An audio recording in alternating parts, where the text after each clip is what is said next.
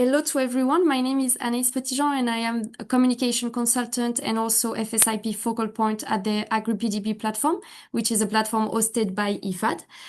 We are very, very happy to welcome you to our last session dedicated to key performance indicators in English, because we have also sessions in French. So this working group was launched in March of this year, and the idea was to better understand how public development banks can strengthen the impact measurement in agriculture and also sustainability. So back in March, the first session was dedicated to the governance and the strategic integration of impact by PDBs, while the second session focused on the current trends and the emerging challenges related to the development of these KPIs. And today, as for the past two sessions, we are joined by Nabil Kesraoui and Nejib Ajili, who conducted a crucial survey on impact KPIs for AgriPDB financing agriculture, and who have been facilitating this series of webinar. So thank you very much to both of you.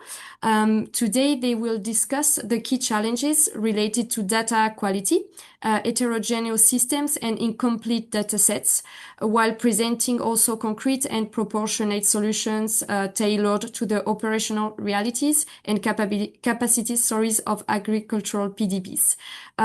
We are also very much happy to have Mr. Justin Sykes. He's an international expert on impact measurement, and he's the CEO of Innovest Advisory UK. He also contributed to the development of the survey that Nabil and Nejib have conducted. And so together, they will demonstrate also that data management is becoming more and more a strategic lever to better monitor impact and also to strengthen accountability, improve decision-making, and better demonstrate the contribution of financial institutions to sustainable development. One last thank you. I would like to extend a special thanks to KFW for making this webinar series possible. And just so you know, this event is recorded and will be then shared on our YouTube channel and also our website, which I will add to the chat. Speaking about the chat, we will also have a Q&A session towards the end of this event. So you can feel free to just add all of the questions that you may have using the chat feature of Zoom. You can also raise your hand and we will try to give the floor to everyone.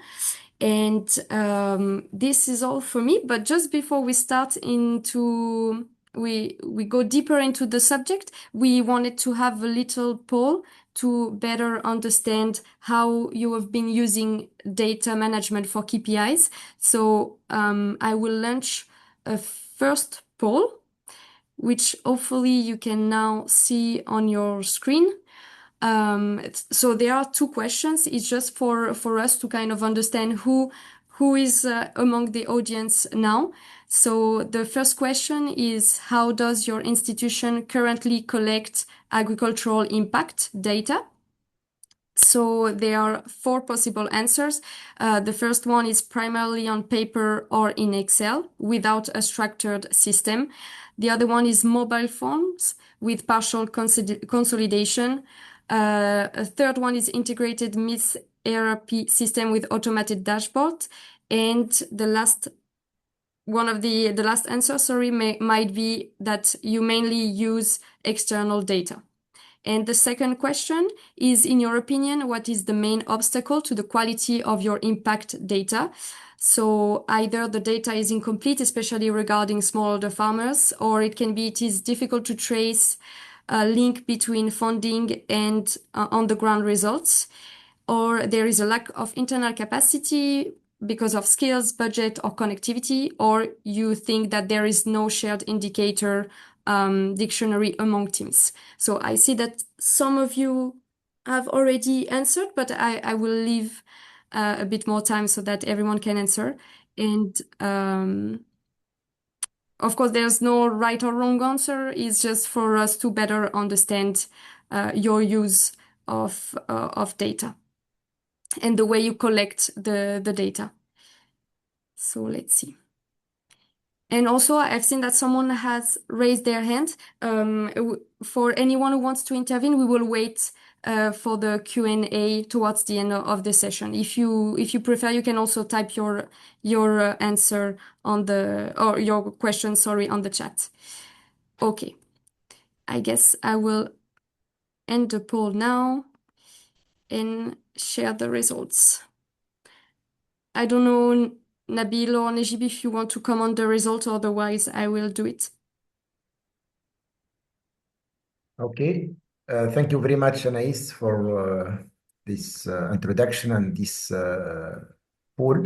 So for the first question, we see that 36% of the answer answered primarily. So the institution collect agriculture impact data through primarily on paper or on Excel without structured system. So this is the first level of the impact measurement, and the 90%, 29% are using mobile phone, ODK, Kobo with partial consolidation. So we think that the majority are in the first level of the manual and in the second level of the semi-digital. Only 14% are mainly using external data, and only 21% integrate in their MIS impact indicator. For the second pool, in your opinion, what is the main obstacle of the quality of your impact data? So the majority, 43%, answered that it is difficult to trace the link between funding and the ground results. And I think this is the main point on which we will focus for the donors and for all the stakeholders. They must know what is the relationship between the financing or the loan and the impact created behind. So 29% say that the data is incomplete. 29% say that there is a lack of internal capacity, which is very important, and this is the role of donors to support international PDBs. Thank you very much, Nabil. I will stop sharing the results now. And I guess now that we have introduced the subject, I will leave you the floor, Nabil, to go a bit further. Over to you. Thank you. Thank you very much. I hope that my presentation is well shared. I think it's okay. We cannot see it now. Okay, now we can. Okay. So good afternoon, everyone, and as said by Anais, welcome to this third webinar, our series of impact KPIs for agriculture PDB. So in the previous session, we explored why impact measurement matters and how institutions can select relevant economic, social, and environmental indicators. Today, we focus on a very practical question.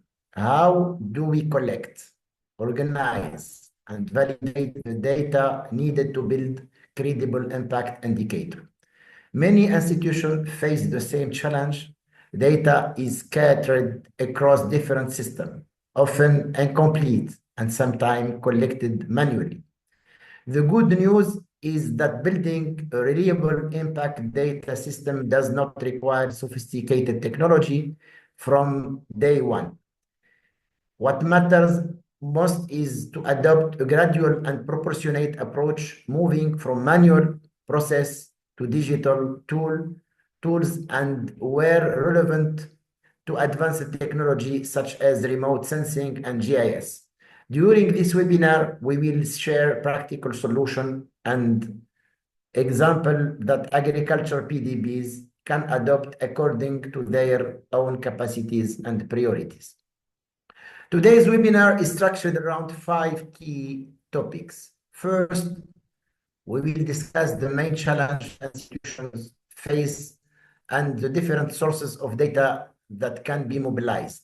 Second, we will examine the evolution from manual system to semi-digital and fully digital approach. Third, we will explore advanced technology such as satellite imagery, remote sensing, and GIS. And fourth, we will review practical methods to ensure data quality and validations. Finally, we will present a realistic digitalization roadmap that institutions can implement step by step. The objectives is to provide practical framework that can be adopted regardless the institution's current level of maturity. Once the key data are, excuse me, so before we move into the technical content, let me briefly explain what we want participants to take away from today's session. Our objectives is to show that robust impact measurement starts with robust data management. In practice, this means knowing where the data come from, how it is collected, how it is verified, and how it is transformed into credible indicators that can support decisions making and external reporting.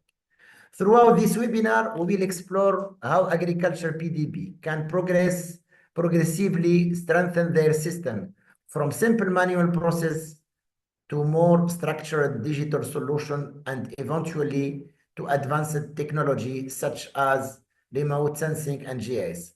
By the end of the session, you should be able to identify the most relevant source of impact data within and outside your institution. Select data collection methods that are proportionate to your needs and resources.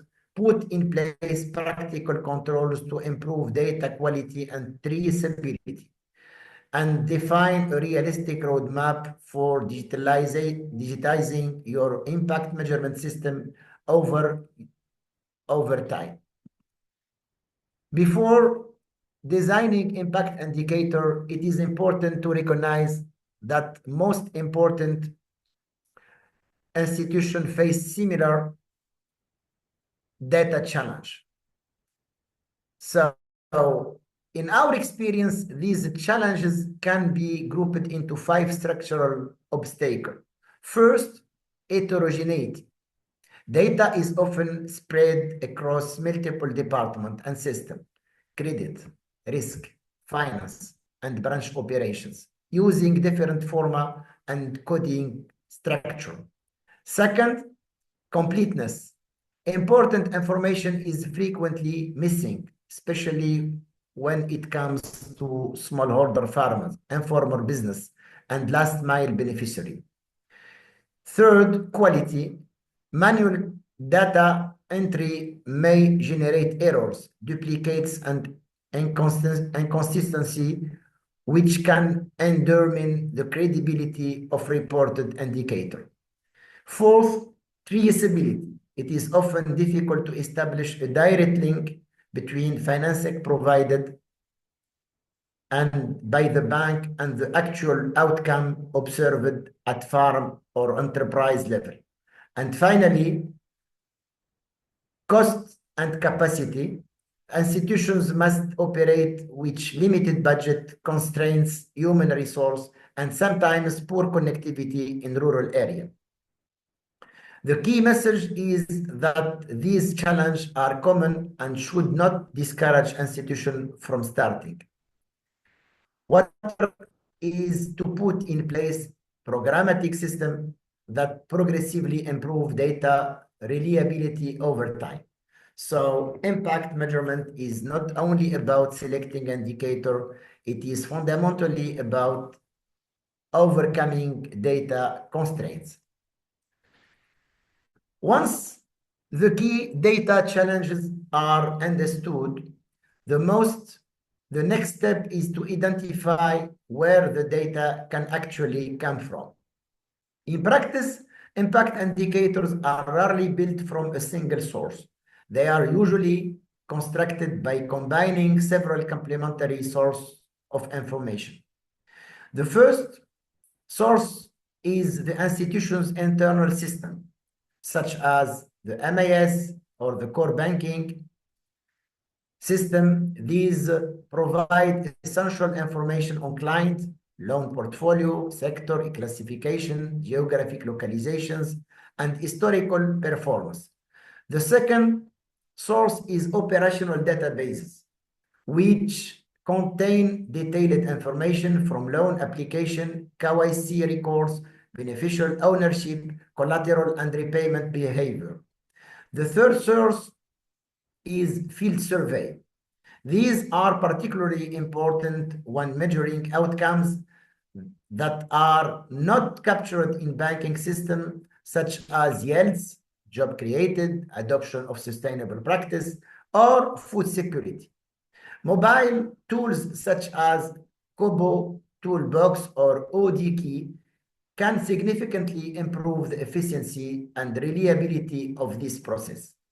The fourth source is external data. This includes national statistics, FAO and World Bank databases, weather data, and satellite proxies such as NDVI, Normalized Difference Vegetation Index.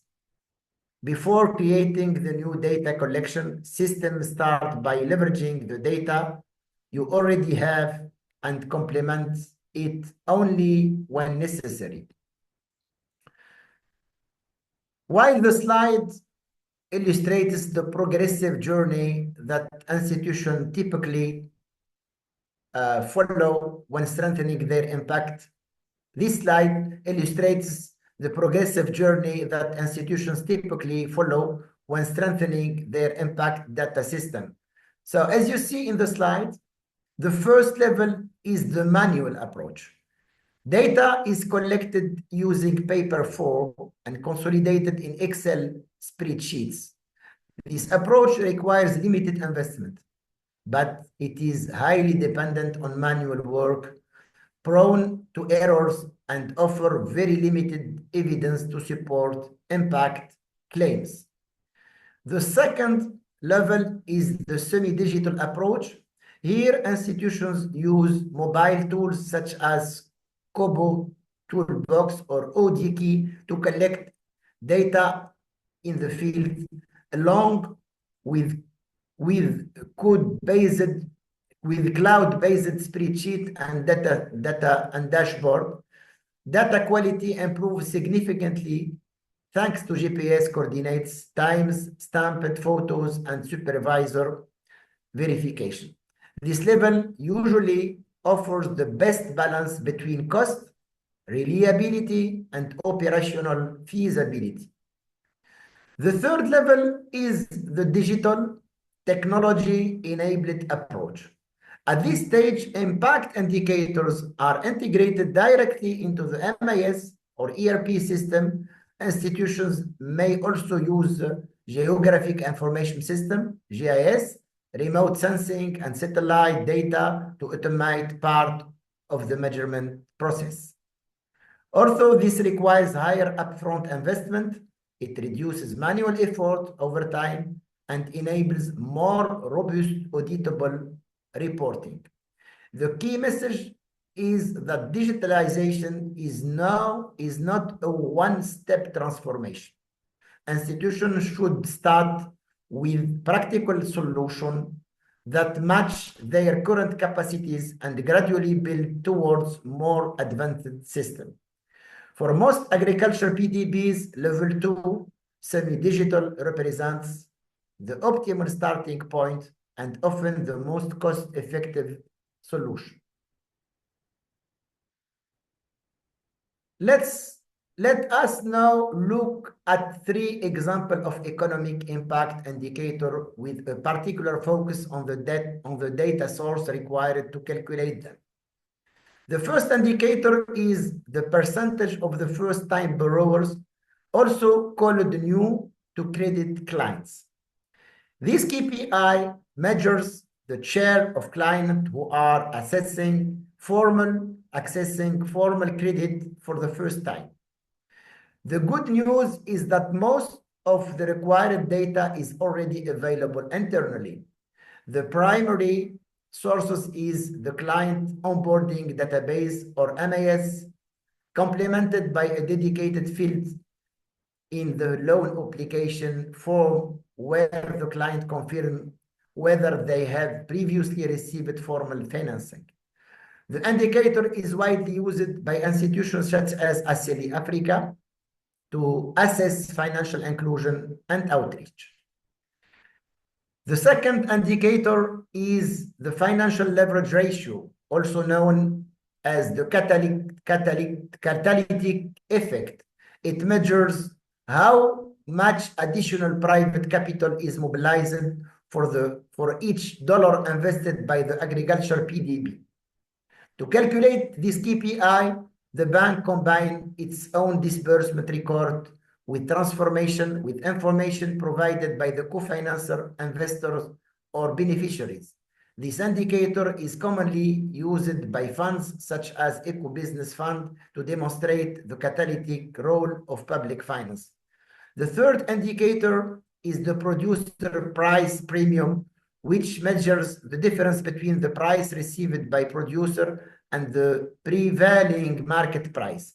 These KPIs require two complementary sources: contract or purchase price data from buyers, cooperatives, or aggregators, market reference price obtained from National Statistical Office or commodity market database.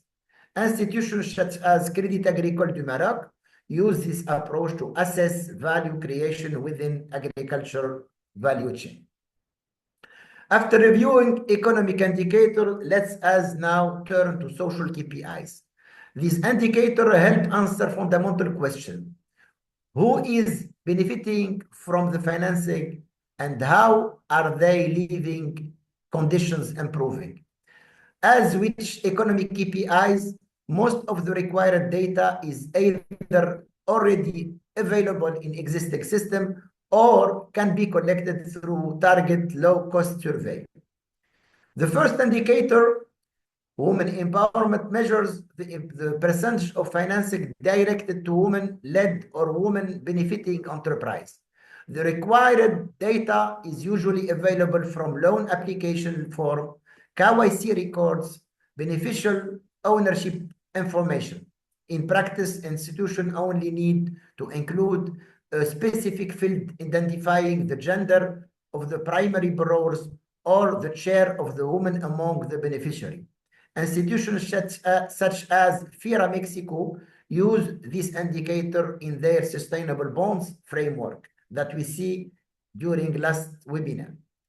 The second indicator, youth employment and generational renewable, measures the percentage of beneficiary under the age of 35. This is one of the easiest social KPIs to calculate. The primary source is the client's registry, where the date of the birth is already captured. The system can automatically calculate age and segment the portfolio accordingly. Institutions such as Ajili Africa use this KPI to track support to young entrepreneur and farmer. The third indicator, food security and household resilience, measures the percentage of beneficiary households with an improved food consumption score, or FCS. Unlike the previous indicators, this information is generally not available in internal banking system. It must be collected through field survey using a representative sample, typically 10 to 15% of beneficiaries. Mobile tools such as Kobo Toolbox or ODKey make this process efficient and cost-effective. This indicator is widely used by organizations such as IFAD, World Food Program, and other development partners. The key takeaway is that social KPIs rely either on data already captured in client system, such as gender and age, or on target sampling survey for more qualitative dimensions, such as food security. Let's conclude this section with environmental KPIs, which are becoming increasingly important for agriculture PDBs. These indicators help demonstrate how finance contributes to climate resilience, natural resource efficiency, and biodiversity protection. At first glance, environmental indicators may appear complex. However, in practice, many of them can be measured using simple field observation, existing farm records, and standardized parametric model. The first indicator measures the percentage of farm adopting defined regenerative practice such as crop rotation, cover crop, agroforestry, or reduced tillage. The data can be collected through annual field visit, mobile form completed by loan officer or field agents, GPS tagged and time-stamped photos. This approach provides a robust and auditable basis for tracking adoption over time. Funds such as Eco-Business Fund use similar indicator to assess sustainable land management practice. The second indicator, water efficiency, measures water use per hectare or per kilogram of output. The required data may come from farm production records, irrigation system meters, technical estimates based on flow rates and irrigation duration, or national reference data such FAO Aquastat. Crédit Agricole du Maroc has used this type of indicator to demonstrate significant reduction in water consumption under efficient irrigation system. The third indicator, carbon mitigation, estimates the amount of greenhouse gas emission avoided and reduced. In most cases, no direct field measurement is required. The calculation is based on the number and characteristic of financed asset, standard emission factor aligned with IPCC CDM methodology. For example, financing solar irrigation system can be translated into estimated CO2 emission avoided using standard conversion factor. And the fourth indicator measure biodiversity and nature positive practice measures hectare of habitat protected or restored. The required evidence may include geographic information system mapping, agroforestry certification record, verified farm management plans, proxy indicators such as reduction in chemical inputs. After reviewing examples of economic, social, and environmental KPIs, the next question is, what are the practical steps to build a reliable impact data system? This slide summarizes 6 best practices that we recommend to agricultural PDBs.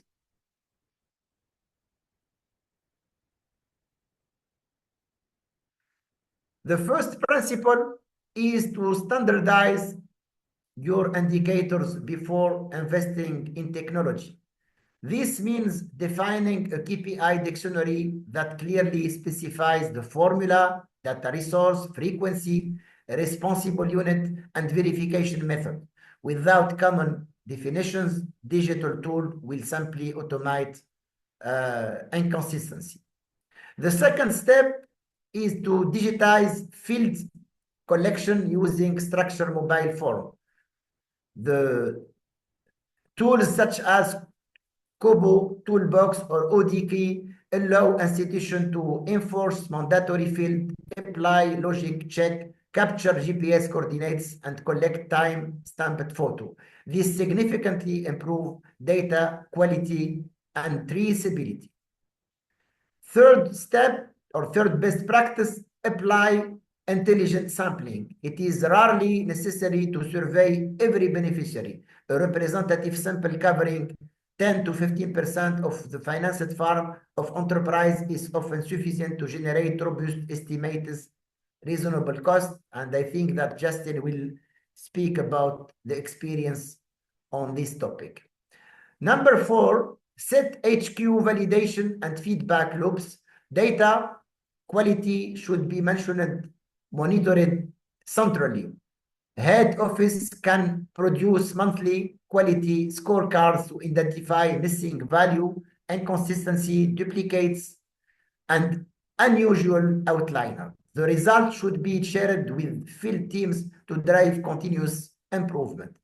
Number 5, use programmatic models for indicators such as carbon emission, water saving, or productivity gains. Institution can rely on standardized proxy model rather than costly direct measurement. These models use operational data combined with recognized coefficient and methodology. And finally, impact measurement should be embedded into existing workflow. The most effective approach is to integrate impact data collection into loan application, field visits, portfolio review, and management dashboard. This will avoid creating parallel system and reduce operational burden. The key takeaway is that robust impact measurement does not require complex technology. It requires disciplined process, clear definition, and gradual integration into core banking operation. So we'll give the floor to Mr. Najib to continue the presentation. Thank you very much, Nabil.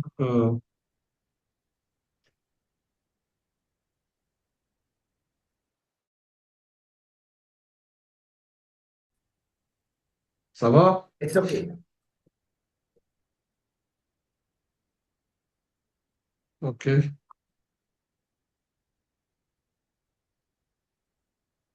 Okay. When we talk about advanced technology, we distinguish 5 main model or 5 main things. The first technology is the integrated MAIs or ERP system. Its main advantage is to create a single source of truth by consolidating client, loan, and KPI data in one system.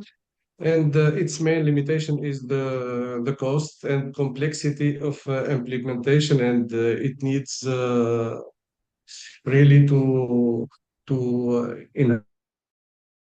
enhance capabilities and capacities of the staff as well. The second technology is mobile field application, as presented by Nabil, such as Kobo and Odica. And the third technology is the remote sensing, which uses satellite imagery to monitor crop conditions, vegetation health, and land use.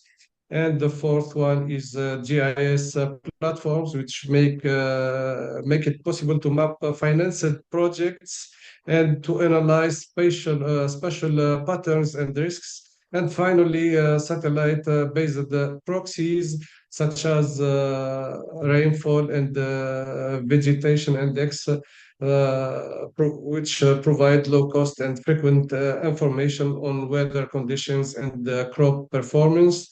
And in general, we should select technology based on the value it adds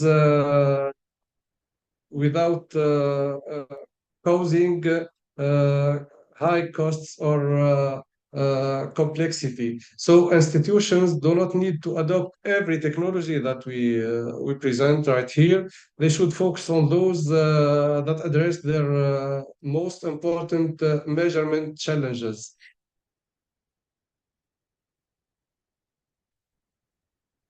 So regardless of the technology, reliable impact indicators depend on a robust data quality process. We recommend a simple 4-step workflow as presented on this slide. The first is to define clear standards. Before any data is collected, every KPI gets a dictionary card. Exact definition, formula, and sources, the frequency of collect, the owner, and unknown limitations. No card, no reporting. That's the point that should be clear.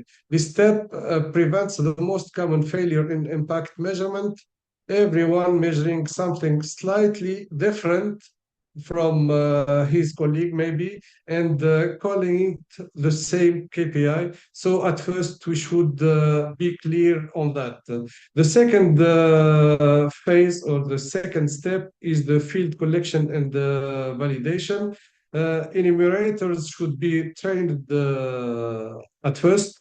After that, forms should include logic checks, and supervisors should revisit a sample at least of 20% of records so that we can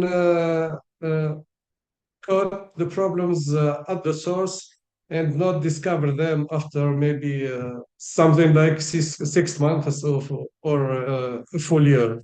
The third step is to perform head office controls. This involves detecting anomalies and removing duplicates. It's not just a field issue collecting data, but with the headquarters quality control, it will be considered as management responsibility. And the fourth step is to conduct external verification. An annual audit can confirm the sampling approach and review the methodologies. And for that, we maybe take or validate a sample of 10 to 20% of indicators. The next slide is focusing on the maturity level. Data maturity starts somewhere, and level one with the manual system is that somewhere where the data maturity starts. But we should always consider this stage as a transitional stage, not a destination.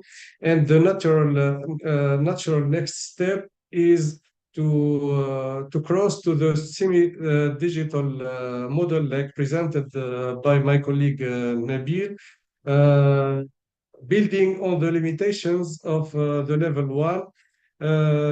This level of maturity represents the most practical and cost-effective stage for most agricultural agri-PDBs.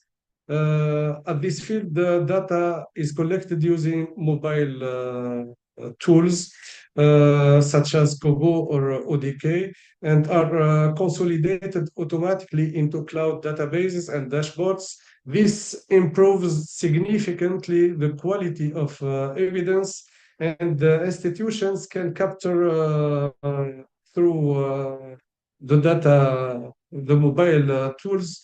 They can capture GPS coordinates, time-stamped photos, and conduct supervisor checks on a sample of 10 to 20% of records, enabling the production of reliable and trustable KPIs while keeping costs at a reasonable level.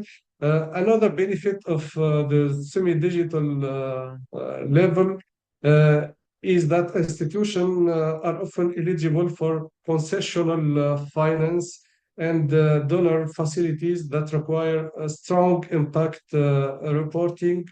And I think that level two is the threshold where impact measurement becomes both credible and operationally sustainable. And the next step is the maturity level three for institutions seeking advanced reporting capabilities and access to capital market instruments like access to green and sustainability-linked bonds. So the maturity level three represents the most advanced state of impact data management.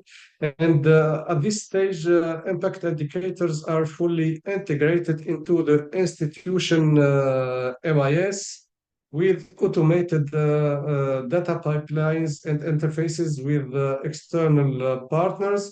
Advanced technologies such as satellite imagery or remote sensing are used to verify environmental and geographic indicators at a scale. This enables institutions to produce audited impact reports and support green, social, or sustainability bond issuance. In short, this level, the level 3, transforms impact measurement into a strategic reporting and capital mobilization tool through meeting the highest international standards. And in this slide, we have the synthesis matrix. We try to summarize these three maturity levels through comparing them across key dimensions. This matrix shows concretely what changes across the three levels. It's not only about technology, but also it's about what becomes possible financially. For example, economic KPIs such as yield, income, or turnover at level 1, we use paper and Excel sheets, which mean that 15 to 20% of error rates and 3 to 4 week delays to have the reporting. But the level 2 cuts that dramatically through ODK or Kobo Toolbox with auto validation. So we have over 90% of completion. Dashboards results are obtained within 48 hours. And the level 3 goes further with integrated MIS, real-time reporting, and third-party verification by Bluemark or Sustainalytics. For example, for the domain of gender, the 2X challenge or the SDG 5 angle, the level 1 captures basic percentage of women borrowers, but can't disaggregate further. So it's not a 2X compatible. But in the level 2, it makes gender and age fields mandatory. It produces a Google Data Studio dashboard and becomes compatible with the IRIS Plus requirements. And if we go further through the level 3, it automates the full 2X challenge and feeds EIB, IFC, social bond reporting directly. Finally, if we look at the bottom line, the level 1 for the green and the sustainability bonds is impossible. We can't mobilize financing, and the level 2 is a preparatory stage, but the level 3 gives us full access to the green bonds, sustainability linked bonds, or the GCF direct access. Sorry, Nejib, can you please conclude? Otherwise, we will be running a bit too late. Okay, so Great, thank you. thank you. So the digitalization roadmap goes through 3 phases. We start with foundation and pilot. After that, we digitalize deployment. We deploy digitalization, and finally, we use advanced tech and scale that at a level. And for the key takeaways, I think that my colleague Nabil has already talked about them. So thank you very much. And the floor is yours, dear Anais. Thank you very much. I think I will give the floor to Justin Sykes. Thank you. Great, thank you, Anis. I'm just sharing the slides.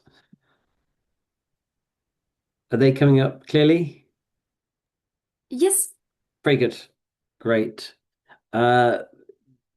Cognizant of time and wanting to leave enough opportunity for questions, I'll try and be quick.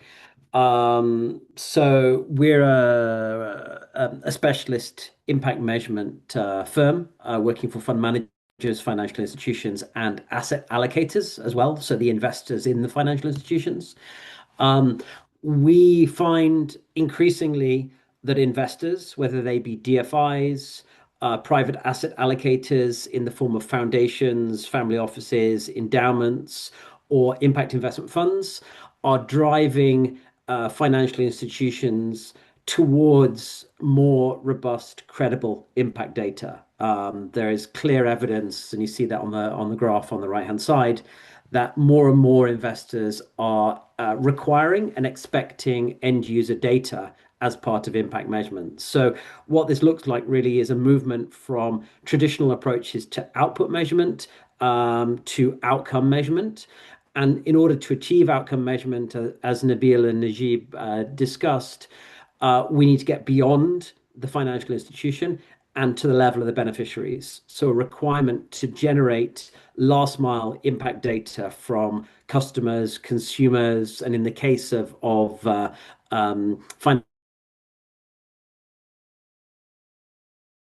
agri-value chain participants, SMEs.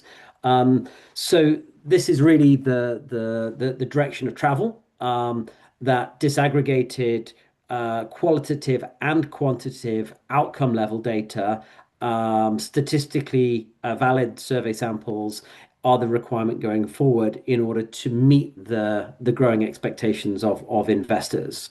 And independent verification of that is increasingly required. So, why is that important? Why is impact driving value for financial institutions?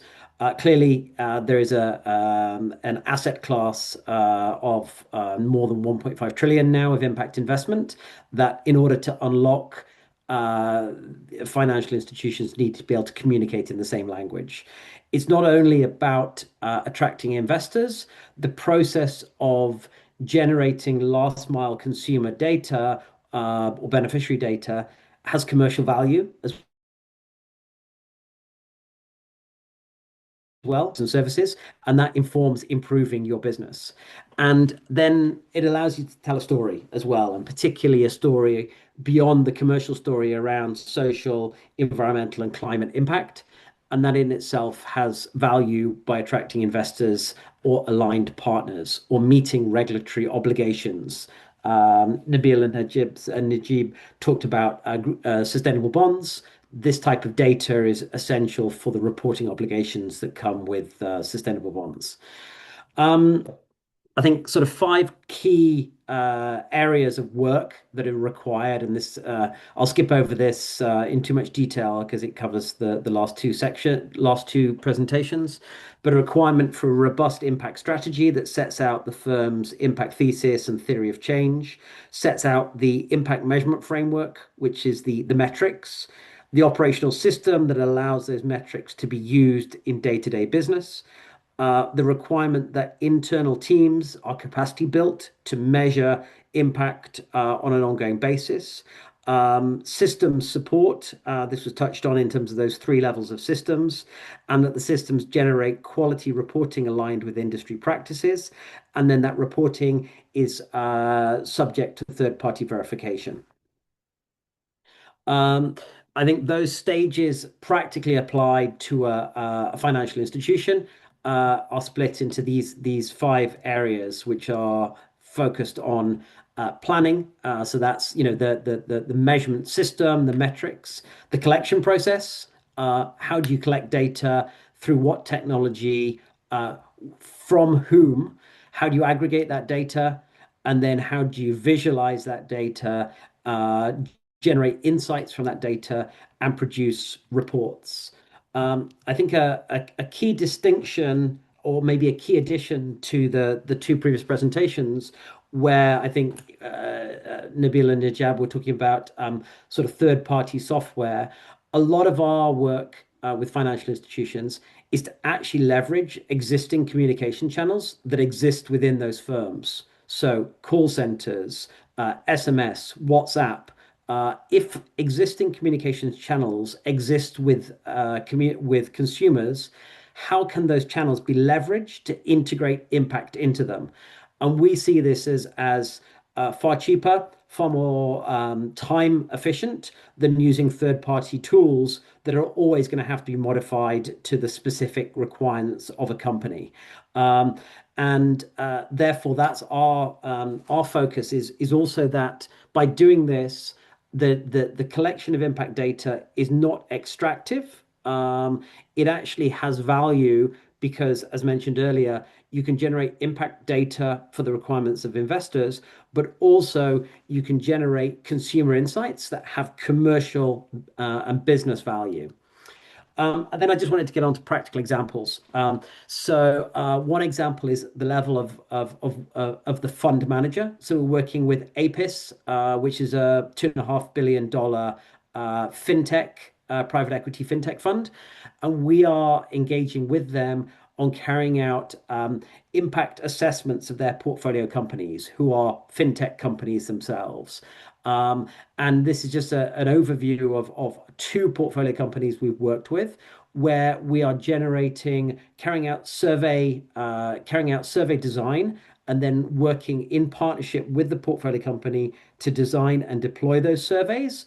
And then, really importantly, handing over the technology, the tools and the processes for the portfolio companies then to do it themselves in the future. And that's a really important part of our work, that we are not proprietary, we are not controlling the data, we're actually building capacity for that capacity to then be embedded within the partners. And just some examples there on the left-hand side, that the data is actually really vital for proving impact and for proving, to demonstrate commercial data as well. So 80% of the clients of this payments company in India determined that the business was vital for their operations.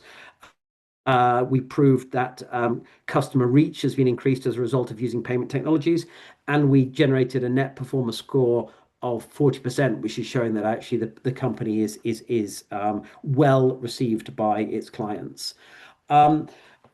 Moving to another level is work with a microfinance company in Somalia, where we've developed very, very specific impact measurement, management, and reporting processes with them. So quantitative output data is captured by their MIS and their loan application form, and this is complemented by client surveys, which are designed to capture qualitative output and outcome data. And the two are combined to produce very practical tools in terms of impact dashboards and an annual impact report. And this type of very detailed work is carried out using internal company tools, using WhatsApp via the credit officers to capture this data on an ongoing basis. And the output of this work has delivered value to the firm and generated investor interest, which is grown the portfolio over time.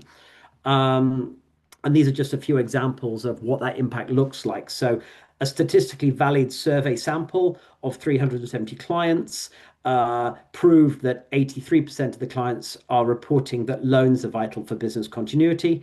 24% were first-time borrowers to the firm, and 40% of the clients reported increased revenues, and 40% increased growth in employment within the businesses as a result of financing. And we produced, as I say, an impact dashboard and an impact report, which then they communicate that impact in the public domain. Back on agriculture, we've worked with a large mining company in Ghana, where they are trying to invest in non-mining businesses through a $35 million community impact fund. And their first investment is into an agri-processing center. And we then have evidence from that investing in the agri-processing center is leading to higher revenues for farmers and outgrowers, profit increase. And what we're trying to do is demonstrate over time a pathway to wage equivalency between farmers and outgrowers and unskilled miners. So you're starting to divert employment decisions away from mining into non-mining activities. And then finally, it's important, it was mentioned by Najib about the importance of verification. We're also carrying out verification. So AgDevCo, which is a $227 million agri fund, they link the impact performance of their fund with the compensation of their staff. So it's a very important metric. And we went in and we've carried out basically an impact assessment, impact verification of their annual impact data, and produced a verification statement which allows them to then validate their impact data and therefore finalize their compensation for their staff. And I'll leave it there. Thank you very much. Thank you very much, Justin. I think it's always very much interesting to bring the theory with these practical examples. So thank you for that. I think we already had some questions on the chat, but since we're reaching the end of the hour, I will also like to share a second poll that we wanted to launch, and we can start with by answering some of the questions, and all of you can also answer the two poll questions. So the first one is, at what maturity level would you place your institution today? And the second one is, what is your top priority for data management over the next 6 months? So I leave all the participants to take their time and answer these questions. And now I will like to ask, so there's two questions. The first one from Juan Pablo Espinoza is from the PDB Finagro Colombia. So his question is, the third indicator regarding food security should be performed at household level or could be performed at a larger level, municipality, for example, and compared by access to credit level. I guess it was during your presentation, Nabil, if you want to answer this question.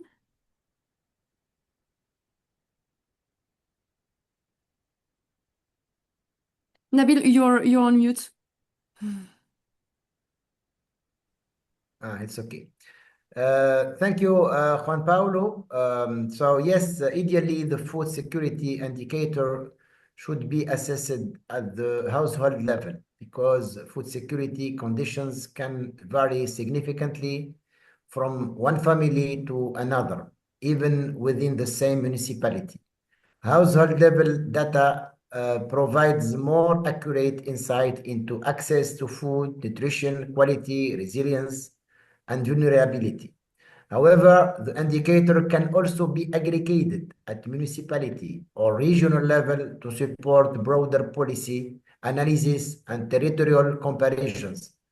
In this case, comparing food security data with access to credit level can be very useful to assess whether financial inclusion contributes to improving food security outcomes at community level. And this is what Justin explained before this question regarding the impact report of KIMS in Somalia. Thank you. I don't know if Nejib or Justin want to complete. Okay, thank you. I would like to answer the second question. Is there a reference list of sources of standardized proxies? So I invite Louisa to have a look at our report once shared by the AgriPDB, where we collected the main reference frameworks. For example, the IRIS Plus from Gene or IPCC guidelines for carbon emission proxies, the 2X challenge framework for the gender and the gender proxies as well, or the FAO exact tool to estimate the agroecology. Thank you. Thank you very much. I see no other questions, so maybe I'm gonna share the results of the poll. Okay, so to the question, at what maturity level would you place your institution today? 50% of the participants answered that they see it at level 2, so semi-digital. 44% mentioned manual, so first level, and only 6% said that they see their institution at level 3, so digital and tech.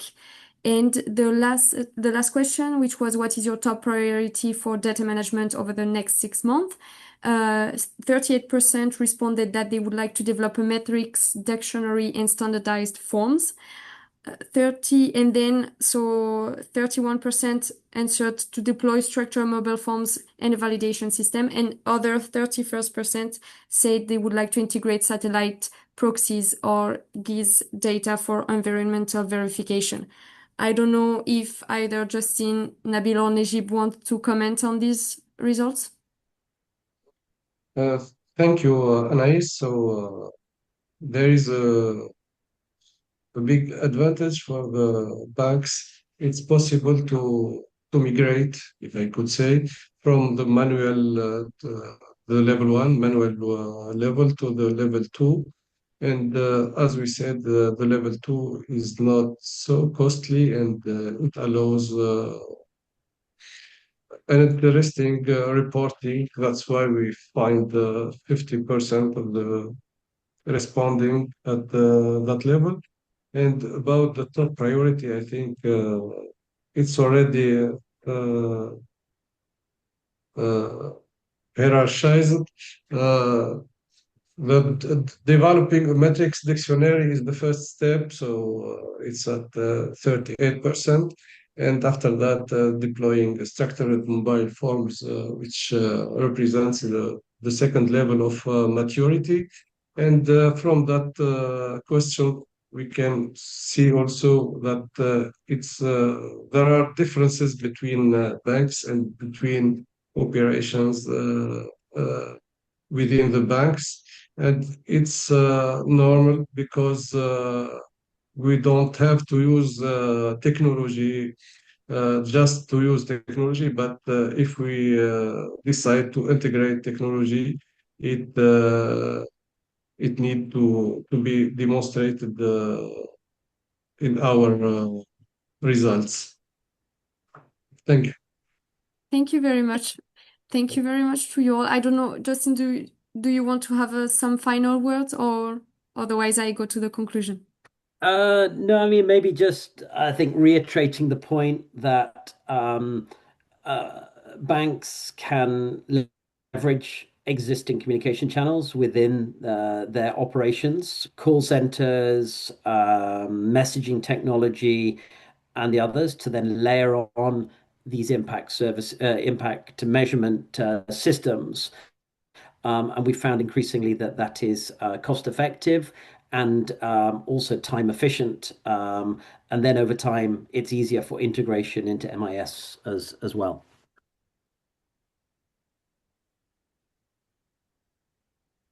Perfect. Thank you very much. Okay, there's one last question from Sandra Perez, who said, is there a guide to develop a metrics dictionary?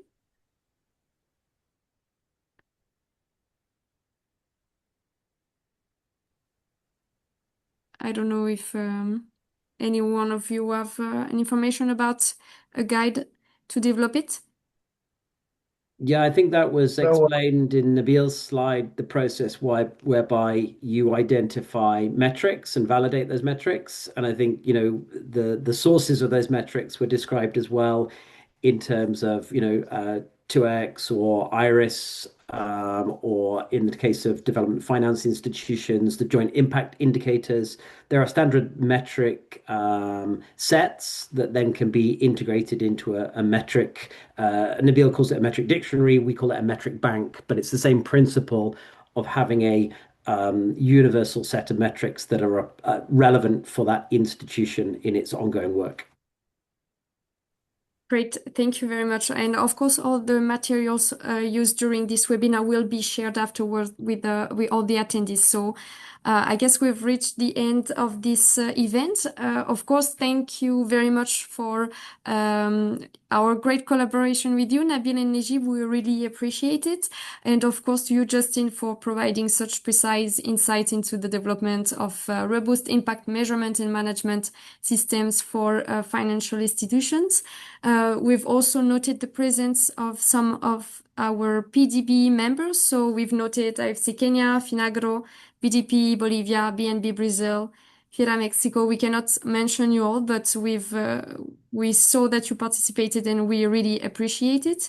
And of course, we remain available for any feedback you may have about this webinar series. Maybe you see a KPI related theme that we did not cover and you would like us to address. So this was the last session of this working group, but we can always provide more sessions if you see any interest. I see that there's one last question, so I will just take it and then we will address it maybe online via email if that's okay for you. So thank you to everyone, and I wish you a good rest of the day, and I hope to see you in other of our sessions. Thank you. Goodbye, everyone. Thank you very much, Anis, and thank you for all the participants. Bye-bye. Thank you, Anais. Thank you, Justin, Najib. Thank you. Happy to meet you.